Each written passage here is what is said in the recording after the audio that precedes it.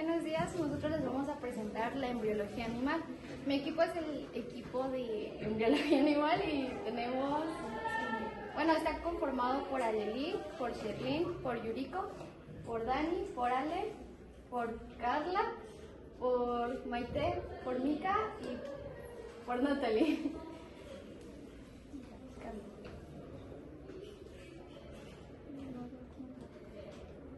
Bueno, la embriología animal es una rama de la biología que estudia el desarrollo de un embrión o un animal, desde la fecundación hasta su nacimiento o su eclosión.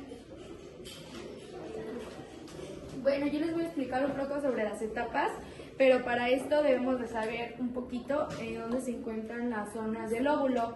Este es un óvulo animal, como podemos observar aquí es la estructura de un óvulo. Y donde podemos observar lo más importante que a continuación también va a tener que ya sepan identificar dónde está, es la membrana pelúcida, ya que aquí se va a pegar el espermatozoide.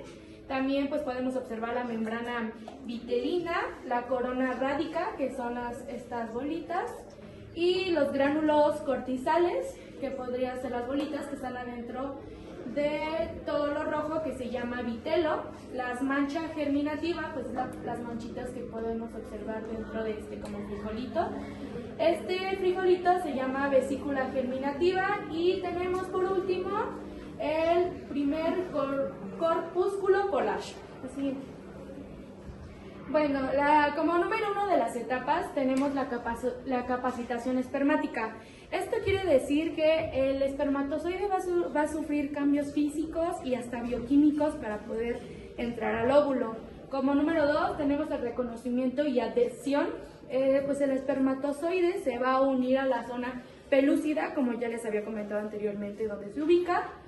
Como número 3 tenemos la reacción acrosomática, pues el espermatozoide va a liberar algunas enzimas que le van a ayudar a unirse con la zona pelúcida. ¿Sigue? Como número 4 tenemos la fusión de membranas, pues se va a fusionar la membrana del óvulo y del espermatozoide para solo crear una. También tenemos como número 5 la activación del óvulo, pues se va a bloquear la entrada de otros espermatozoides. Esto es muy parecido a lo de los humanos. Y como número 6 tenemos la formación del cigoto. Se van a unir ambos núcleos hasta formar el desarrollo embrionitario. Aquí podemos observar un poquito más detalladamente cómo ocurren las primeras 5 etapas para que se cree el embrión. Pues podemos observar con números que de primero es la llegada del espermatozoide, que aquí está, la número 2 que es la reacción acrosomática, la 3 que es que atraviesa la zona pelúcida, como ya lo habíamos mencionado anteriormente, la número 4 que es cuando se están fusionando las membranas, y por último la número 5 que es la fusión de núcleos. Este va a cambiar, depende el tipo de animal. Gametogénesis. Este es el proceso biológico por el cual se producen los gametos, que son las células sexuales de los animales. Este se lleva a cabo en los órganos sexuales, ya sean testículos para la producción de espermas en machos o ovarios en la producción de óvulos para las hembras. Este tiene diferentes etapas, que son la formación de células germinales, que son las precursoras de los gametos. También tiene la meiosis, que es la división de las células, en la cual se dividen los cromosomas a la mitad. Estas hacen las células diploides, las convierten en haploides. También tiene la diferenciación y maduración, que este es en el proceso en el cual se llevan a cabo lo que son la espermatogénesis, que es para los machos, que es donde se producen los espermas pequeños y son variables, y se lleva a cabo desde la pubertad. Mientras que en la ovogénesis, que es para las hembras, se presenta desde el nacimiento y se lleva a cabo hasta que se complete una fecundación. Fecundación. Bueno, este es un paso biológico en el cual los cigotos del género masculino y el de femenino se juntan, se unen para hacer el gameto.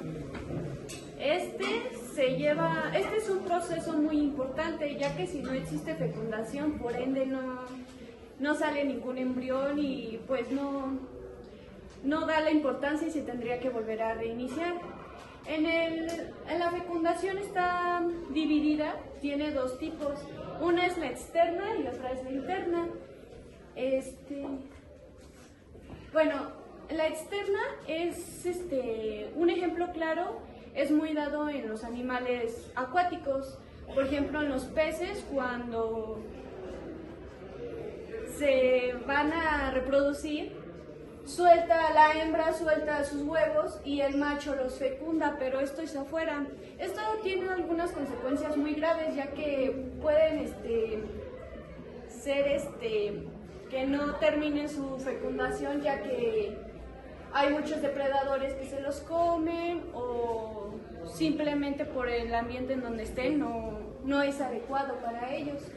Y la fecundación interna, esto es entre pues los humanos y algunos animales terrestres, como en las gallinas. Aquí es la cloaca y ocurre todo en la hembra, por eso es interna, porque todo es adentro de la hembra.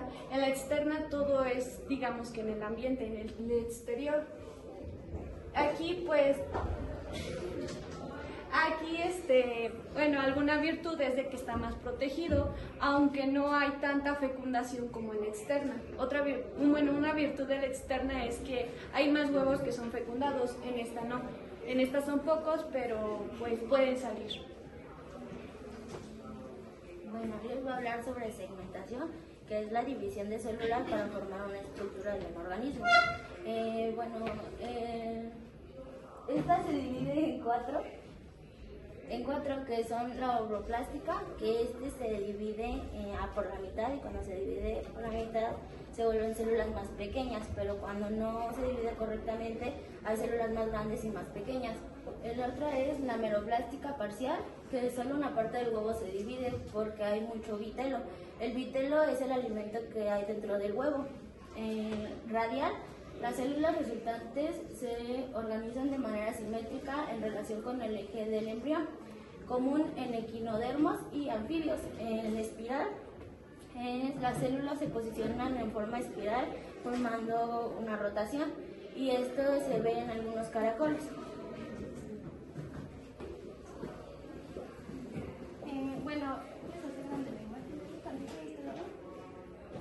Como había comentado mi compañera, tenemos la etapa de la segmentación, en donde la célula se va a dividir. Es importante recalcar que en esta parte la célula solamente se divide, no crece, o sea, no hace ninguna otra cosa. Primero tenemos el cigoto, que es cuando pues, el espermatozoide fecunda el óvulo, y pues se llama cigoto. Después pasa a una división de 2 células, después a una división de 4 células y luego a una etapa de 8 células. De aquí ya viene la que se llama mórula, que está aproximadamente formada de 16 a 32 células. Mórula viene del latín, proviene del latín porque pues tiene un aspecto de moras. Y después de esta parte pues sigue a la blástula, que es cuando hay como un líquido en la parte del medio, se forma el líquido. Bueno, yo les voy a hablar sobre la blástula. Esta es la primera etapa de la formación del embrión. De esta, antes está la mórula, después sigue la gástrula, que se les van a explicar más adelante. Esta se caracteriza por ser una esfera y sin estructura dentro, ya que afuera tiene una capa externa de células llamada trofoblasto y dentro tiene un líquido llamado blastocelo. Esto se le conoce en los mamíferos como blastocistos. Su fecundación puede ser de 5 a 6 días, va a llegar el trofoblasto, se va a adherir a la capa del endometrio y va a comenzar con la formación de la placenta. Bueno, después de la blástula sigue la gástrula. Este proceso básicamente es muy importante, ya que de ahí se define bien lo que las células van a funcionar. Entonces tenemos 3 capas germinativas, que es el ectodermo, que forma la piel, los órganos sensoriales y el sistema nervioso. El mesodermo, que forma músculos, huesos, corazón, órganos reproductores y excretores. Y el endodermo, que forma el sistema digestivo, pulmones, hígado y páncreas. Cabe destacar que existen aquí 2 animales que tienen diferentes capas. existen los diblásticos, que son el ectodermo y el endodermo. Nada más forman estos dos, que este es de la parte de afuera, y este es de la parte de adentro. Como ejemplos tenemos las medusas, las némonas y los corales. Y bueno, también tenemos los triblásticos que forman estos tres. Y como ejemplo tenemos los peces, las lombrices y nosotros los humanos. Y pues estas capas darán origen a todos los órganos y tejidos del animal, marcando pues el inicio de la diferenciación celular. Bueno, luego sigue lo que es la organogenosis. Este es un proceso biológico en el que se desarrollan los órganos y tejidos celulares de los animales. Este proceso se divide en tiene tres características principales. La primera que es la gastrulación. La gastrulación es una etapa fundamental porque aquí se forman las capas gérmicas primarias. ¿Qué quiere decir con esto? Que se forman los órganos y los tejidos celulares. Y esta se divide en tres partes. Se divide en endodermo, que es una capa exterior. ¿Le puedes decir eso? Endodermo, que esto es la capa exterior, y aquí se forman lo que es los tejidos, o sea, la piel del embrión. Posteriormente se encuentra el mesodermo. Aquí es la capa media y aquí se encuentran los huesos, la sangre y nada más. Y en la capa interior es la endodermo. Aquí se encuentra parte del tracto digestivo. Y faltan dos. Bueno, yo les voy a hablar acerca de la organogénesis temprana y la organogénesis madura. En este caso, la organogénesis temprana nos explica que se empiezan a formar los órganos. Se organizan las células para empezar a diferenciarlas. Por otra parte, la organogénesis madura o tardía empieza a madurar y a formar ya los órganos como tal. Ya se empieza a ver una diferencia entre un cerebro, entre un hígado, entre un corazón. En pocas palabras, podemos saber que uno es el boceto de cómo va a ser un órgano y por otra parte vamos a saber que ya es un órgano.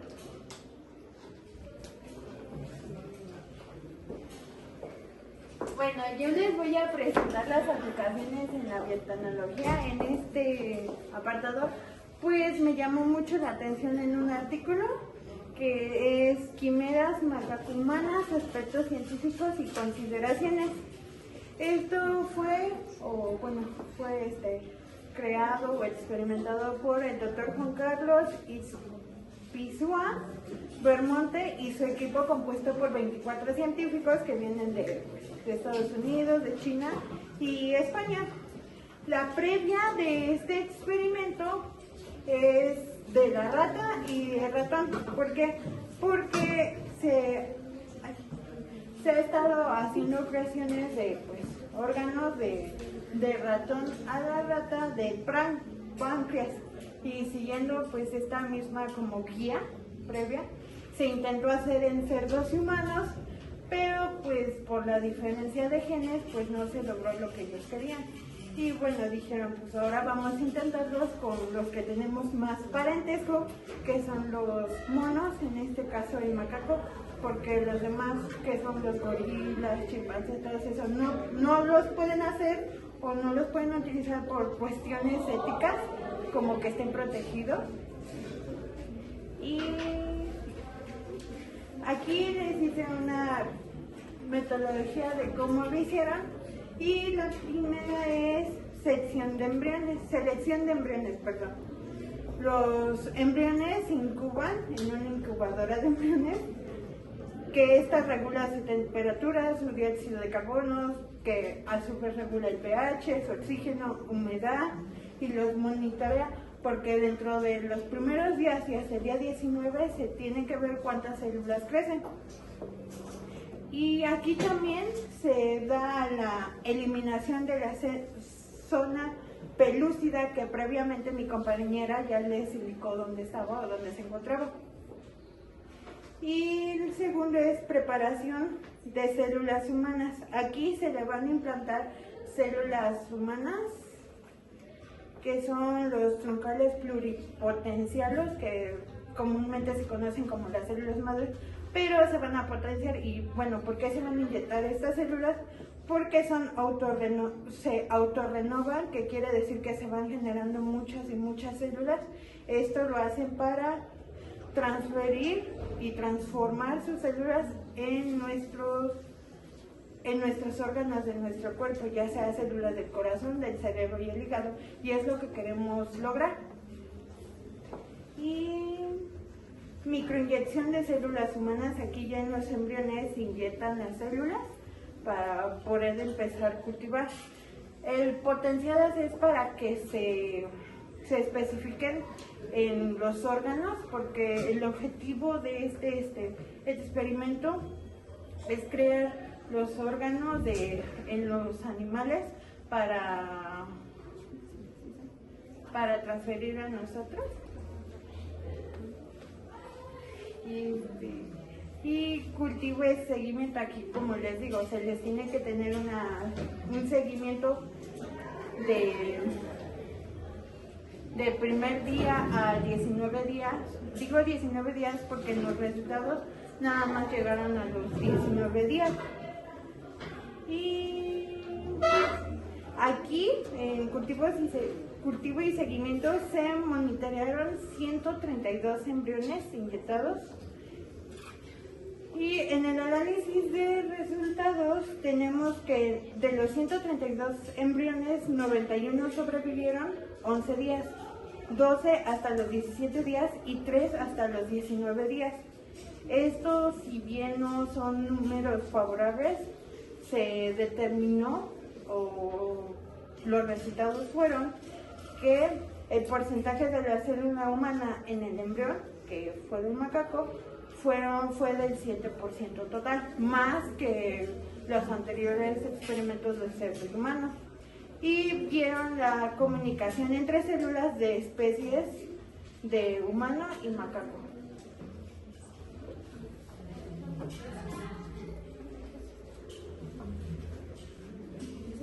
Y eso es todo.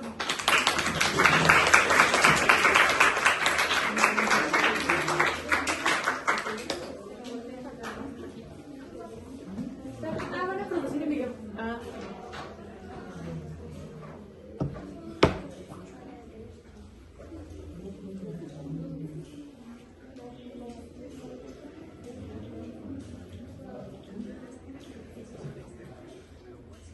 Que los huevos deben ser liberados para que el macho los fertilice. Las ranas macho no tienen pene, ni las hembras vagina. Ambos liberan sus células sexuales. Bueno, aquí tenemos un ejemplo claro de lo de la fecundación que les mencionaba de manera externa. Me agradó mucho el video de las ranas, ¿por qué? Porque aunque sea de manera externa, se explica muy bien que el macho como que abraza, en algunas especies son así, también en los peces, abraza a la hembra para que suelte los huevos y ahí enseguidita que los suelte, los fecunda ahí mismo. También me parece interesante porque ya después, aunque sea de forma externa, la rana, la hembra, los carga en la espalda. No sé si han visto que luego tiene los hoyitos o los huevos en la espalda la rana. Y bueno.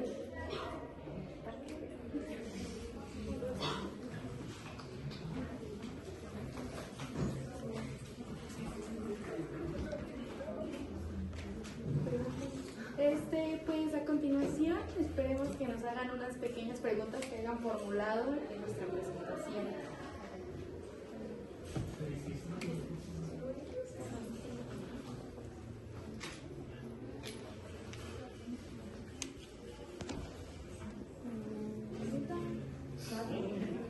¿No hay preguntas? ¿Lo que hicimos? Espérate, estoy carburando. ¿Cómo se llama la estructura hueca de la morula? ¿Cómo? ¿Puedes repetir, por favor? Más fuerte. ¿Cómo se llama la